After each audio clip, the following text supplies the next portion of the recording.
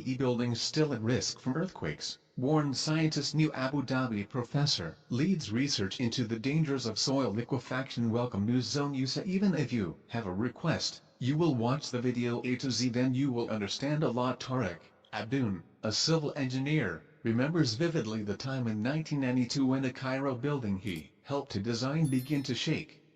The first thing I thought was that I had done something wrong and the building was collapsing. Everybody started running out.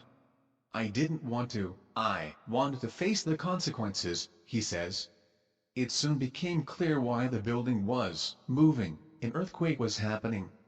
And Professor Abdoun, then a young field engineer, realized that seismic activity had not been factored into the design of the 8-story structure. The building remained standing while others did not. That shake-up sparked Professor Abdoun's interest, and he is now a professor at New Abu Dhabi and an award-winning expert on how land, infrastructure and buildings react to earthquakes and other extreme events, including bomb blasts. Much of his work offers lessons for the Gulf, especially as many buildings in cities such as Dubai are built on reclaimed land. This is more likely to behave in a hazardous way during an earthquake. In the Gulf they have a perception, we're not really in a seismic zone, we shouldn't worry about it. It might not happen frequently, but it's a risk. It does exist, he says. In 2007, a 4.6 magnitude earthquake hit Ras Al Khaimah. The UAE often feels tremors from much stronger earthquakes centered on Iran. Professor Abdoun's main area of interest is soil liquefaction, the process by which solid ground turns into a liquid state during an earthquake. Liquefaction can have terrifying results, causing roads and buildings to collapse and cars and vans to be swallowed up. 90% of the damage that happens to foundations is due to liquefaction, he says. One of Professor Abdoun's most important pieces of research is why liquefaction could take place in one area but not another, even though both sites have similar sandy soils. The case study was California, where in 2010, a 7.2 magnitude earthquake struck Imperial Valley but failed to cause liquefaction and damage was limited. In contrast, a 6.9 magnitude earthquake 20 years earlier caused liquefaction at the Treasure Island Fire Station site in San Francisco. Written with 3 other scientists, the paper found that the Imperial Valley site had endured dozens of earthquakes in the century or so since sandy soils there had been deposited.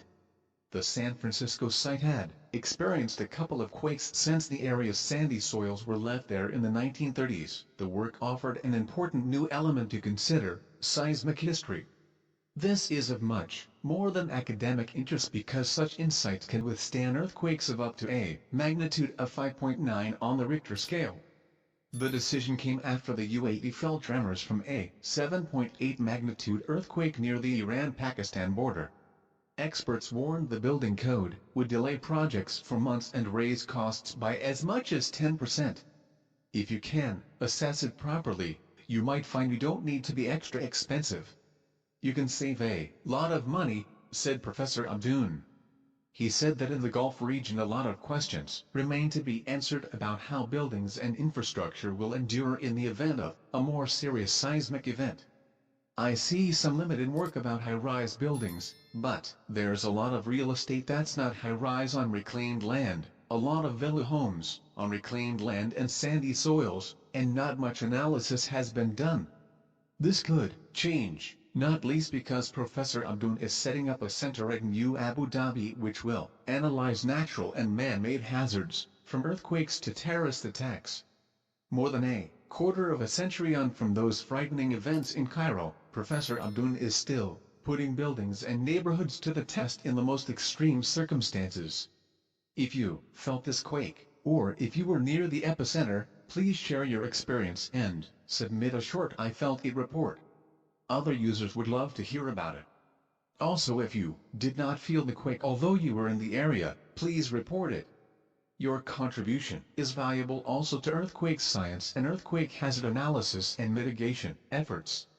You can use your device location or the map to indicate where you were during the earthquake.